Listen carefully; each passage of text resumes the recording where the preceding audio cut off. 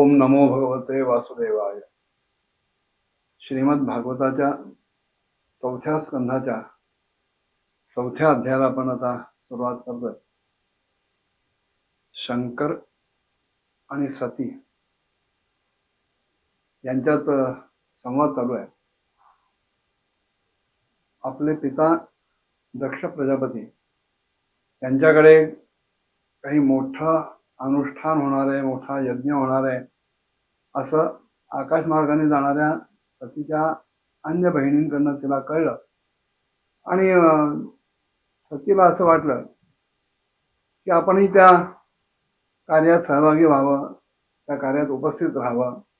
माहेरचं कार्य आहे. आणि म्हणून तिने जेव्हा भगवान शंकरांना ही गोष्ट कानावर घातली आणि विचारलं की मला जावंसं वाटतंय माहेरी, मी जाऊ का? त्याच्यावर शंकरांनी सांगितलं की एक लक्षात घे की तुझे वडील दक्ष प्रजापती हे एका दृष्टीने माझे शत्रू आहेत. जरी तुझे वडील असले तरी ते माझे शत्रू आहेत, कारण प्रजापतींच्या सभेमध्ये माझा कोणताही अपराध नसताना त्यांनी माझा अपमान केलाय. माझ्यासाठी अत्यंत तिरस्कारपूर्ण असे शब्द वापरलेले आहेत.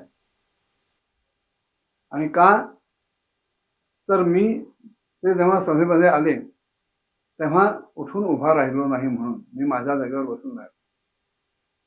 पण माझी आंतरिक स्थिती काय होती हे त्यांना समजलं नाही. तेव्हा अशा परिस्थितीत त्यांच्याकडनं जर बोलावणं आलं नसेल, मागे आपण विषय बघितला, अगत्यपूर्वक जर निमंत्रण आलेलं नसेल तर तू तिथे जाऊ नयेस असं मला वाटतं.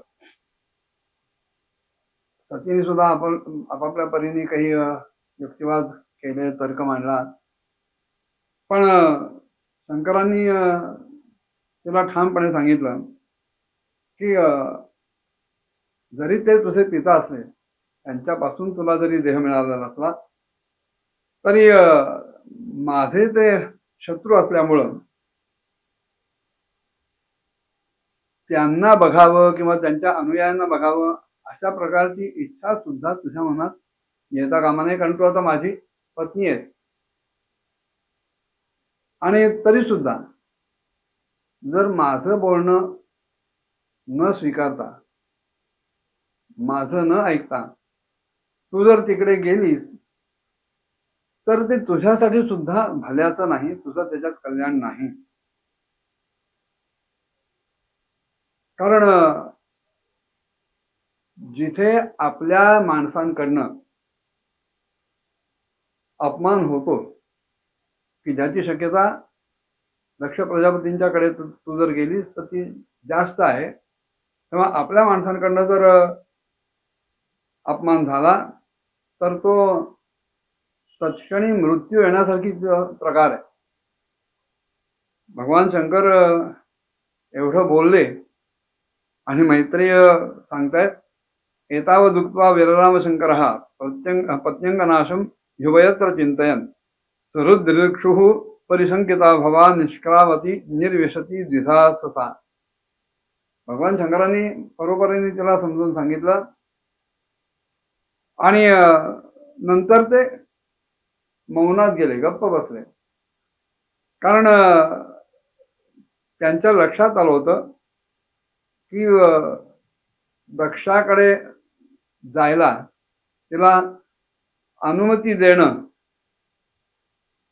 हे योग्य नसल्यामुळं आणि तिचा ओढा माहेरी असल्यामुळं आपण कितीही तिला अडवायचा प्रयत्न केला तरी त्याचा उपयोग काही होणार नाहीये, परिणाम काही चांगला होणार नाहीये. तेव्हा जाऊ देणं किंवा जाऊ न देणं दोन्ही गोष्टीमध्ये सतीचा प्राणत्याग होऊ शकेल ही संभावना त्यांना डोळ्यासमोर आली, एकूण सगळ्या परिस्थितीचा विचार करता. आणि इकडे सतीची अवस्था अशी होती की माहेरी बोलावणं नसून सुद्धा, अगत्यपूर्वक निमंत्रण नसून सुद्धा जावंसं वाटतंय, कारण ती आपलीच माणसं आहेत. निमंत्रणाचा औपचारिकपणा कशाला पाहिजे, आपल्या माहेरी जायला आपल्याला काय अडचण आहे, अशा भावनेनं एकीकडे तिला माहेरी जावंसंही वाटत होतं आणि त्याच वेळेला दुसरीकडे भगवान शंकर जे की सांगत होते तेही पटत होतं. अत्यंत द्विधा अशी मनस्थिती सतीची त्यावेळेला झाली होती. माहेरच्या माणसांना कधी एकदा डोळे भरून बघेन अशी उत्कंठा मनात होती. त्यामुळे ती वेगानं बाहेर पडायची. पण उंबरठ्याच्या जवळ आल्याबरोबर लक्ष आत गेलं, भगवान शंकरांकडे लक्ष गेलं की मग दुसरीकडे भीती वाटायची की आपले पती आपल्यावर रुष्ट होता कामा नयेत, नाराज होता कामा नयेत, आपल्या वर्तनानं ते दुखावले जाता कामा नयेत, म्हणून पुन्हा आत शिरायचे. असं आत बाहेर सगळं चाललेलं असताना तिला आपण नेमकं काय करावं ह्याचा निर्णय की घेता येईना, अतिशय गोंधळून गेली. मन चंचल होत होतं, हे करू का ते करू, ते करू का हे करू, अशा द्विधा मनस्थितीमध्ये सापडल्यानंतर एकदा परिस्थिती अशी झाली की माहेरच्या लोकांना, भावा बहिणींना भेटावंसं वाटतंय, नातलगांना भेटावंसं वाटतंय, पण त्या माझ्या इच्छेमध्ये आपले पतीच अडथळा आणतायत. शेवटी असा आहे, स्वभाव असा आहे माणसाचा किंवा सगळ्यांचा की आपला काम जिथे पूर्ण होत नाही, ज्याच्यामुळे पूर्ण होत नाही, तिथे आणि त्या व्यक्तीबद्दल मनात क्रोध निर्माण होतोच. शंकरांच्या मुळे आपल्याला माहेरी जाता येत नाही, कारण त्यांनी स्पष्ट शब्दात जाऊ नये असं सांगितलंय. त्यामुळे डोळ्यात पाणी आलं, व्याकुळ झाली आणि त्या दुःखावेगामुळं शरीर थरथर कापायला लागला.